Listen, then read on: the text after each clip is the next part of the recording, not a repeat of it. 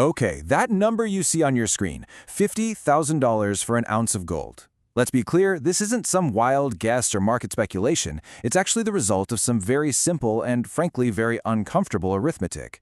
In this explainer, we're going to break down the math that policymakers are staring at right now as they try to figure out how to hold the global financial system together.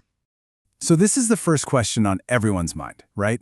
It's what you see plastered all over headlines and forums. It's all about profit, market rallies, and chasing momentum.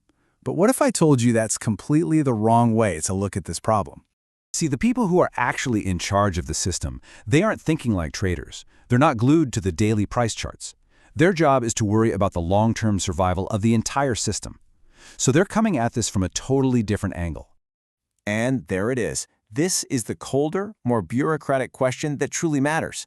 This isn't about how much money you can make. It's about what it takes to restore credibility. It's not a market forecast, it's a solvency problem. And this is the exact lens we need to use to understand what's really going on. So where do we even begin? Well, we start by watching what the people in charge are doing, not just what they're saying. And their actions? They are pointing directly at gold. Now, here's what's really worth noting. Central banks around the world are buying physical gold at a record pace. They aren't interested in paper gold contracts or derivatives. They want the actual metal because it has zero counterparty risk. It's an asset that isn't somebody else's liability. They are, in their own words, getting ready for a transition. This really lays out the difference in thinking perfectly. You and I might buy gold hoping the price goes up. A central bank buys gold in case trust goes down. They're not looking for a return on their money. They are desperately seeking a return of credibility to the system. This is about survival, not profit. Okay, now we're getting to the core of it. Let's pull back the curtain and look at the numbers that are forcing this conversation to happen behind closed doors. This is so important to remember. We're about to look at some huge, almost silly-sounding numbers, but don't let them scare you off. The logic here is actually incredibly simple, and it reveals something powerful and completely counterintuitive about our financial world. First, here's the scale of the promises. This is the global broad money supply, what economists call M2. Think of it as all the currency, all the checking accounts, all the savings accounts in the entire world. It's a vast electronic ocean of IOUs that our whole economy floats on. $105 trillion. Now compare that giant sea of digital currency to this. This is the total amount of official gold held by all the world's central banks combined. It's a finite, physical thing that you just can't print more of. You start to see the mismatch? That's exactly where the math gets uncomfortable. So here's the exercise. You take that total money supply, the $105 trillion. To make people believe in it again, you need to anchor it to something real. Historically, maybe a 20% backing was enough. But in today's high-debt world, let's just say a much stronger 40% credibility anchor is needed. That means you need $42 trillion worth of gold. Then you just divide that by all the official gold there is. And this is the number you get. Roughly $38,000 an ounce. Let me be absolutely clear. This is not a price prediction. This is the price gold needs to be to provide a 40% backing for the global money supply.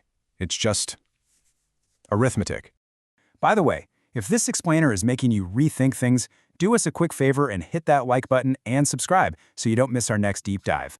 So what does a price like $38,000 or even $50,000 actually mean?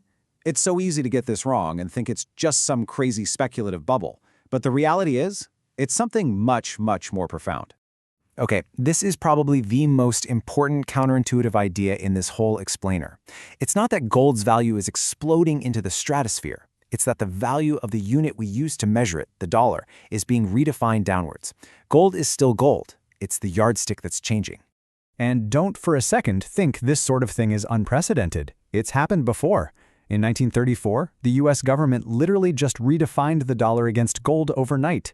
In 1971, they severed the link completely, which opened the door for all the monetary expansion we've seen ever since. History shows us that when systems get this out of balance, the units of account themselves get changed.